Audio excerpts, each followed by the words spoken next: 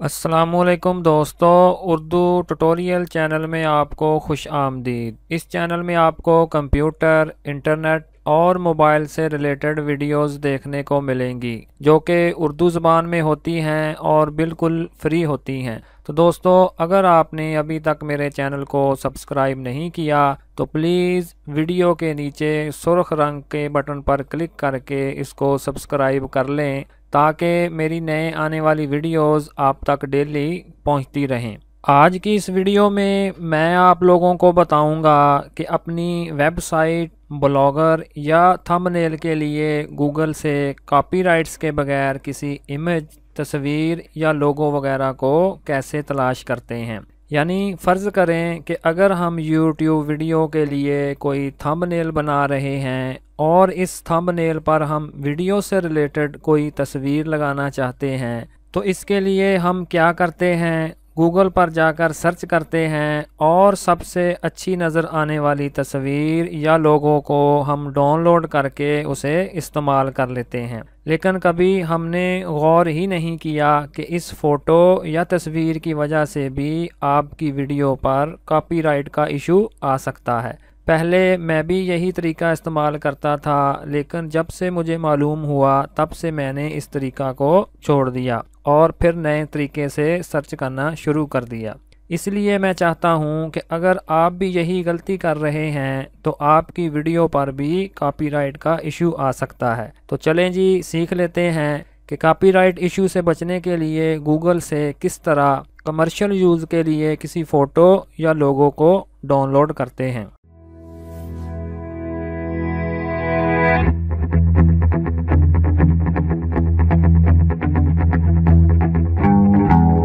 तो इसके लिए मैं गूगल को ओपन कर लेता हूं। तो ये देखें जी, मैंने गूगल को ओपन कर लिया और इसके बाद इधर मैं कोई भी किसी भी इमेज को या तस्वीर को तलाश कर लेता हूं। फ़र्ज़ करें जी, मैं इधर लैपटॉप को टाइप कर देता हूं और लैपटॉप टाइप करके मैंने इंटर को प्रेस कर दिया और फिर इसके बाद मैं इधर इमेजेस पर क्लिक कर दूंगा। तो ये देखें जी, मैंने इमेजेस पर क्लिक कर दिया और लैपटॉप से रिलेटेड तमाम फ़ोटोज़ हमारे सामने आ गई।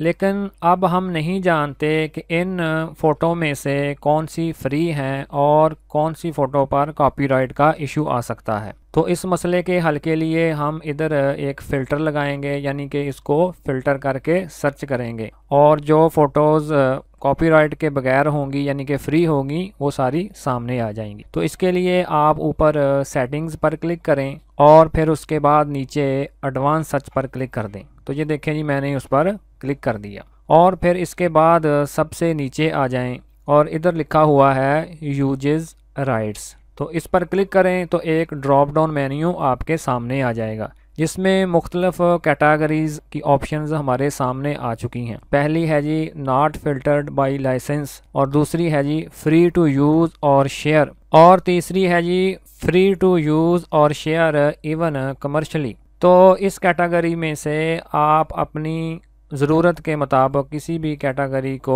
सिलेक्ट करके उसके मुताबिक पिक्चर्स को या फ़ोटोज़ को सर्च कर सकते हैं। तो सबसे बेहतर तरीकाकार यही है कि सबसे नीचे वाली ऑप्शन को सिलेक्ट कर लें जो कि है जी फ्री टू यूज़, यानी कि इसे आप फ्री में इस्तेमाल कर सकते हैं, किसी के साथ शेयर कर सकते हैं, उसमें कोई तब्दीली कर सकते हैं, हत्ता के कमर्शियली यूज़ के लिए भी इस्तेमाल कर सकते हैं। तो मैं सिंपली इस ऑप्शन को सिलेक्ट कर लूँगा और फिर नीचे एडवांस सर्च पर क्लिक कर दूँगा। तो ये देखें जी, मैंने एडवांस सर्च पर क्लिक कर दिया। अब आप अगर गौर करेंगे तो जो पहले रिज़ल्ट आया था उससे मुख्तलिफ रिज़ल्ट हमारे सामने आएंगे। तो ये जो जितनी भी फ़ोटोज़ आपको नज़र आ रही हैं अब ये सारी फ्री हैं, यानी कि आप इन तस्वीर में से किसी भी तस्वीर को अपनी वेबसाइट, ब्लॉगर या वीडियो में शामिल कर सकते हैं। तो मुझे पूरी उम्मीद है कि आपने कॉपीराइट्स के बगैर किसी फ़ोटो या लोगो को गूगल पर सर्च करना सीख लिया होगा। Thanks for watching.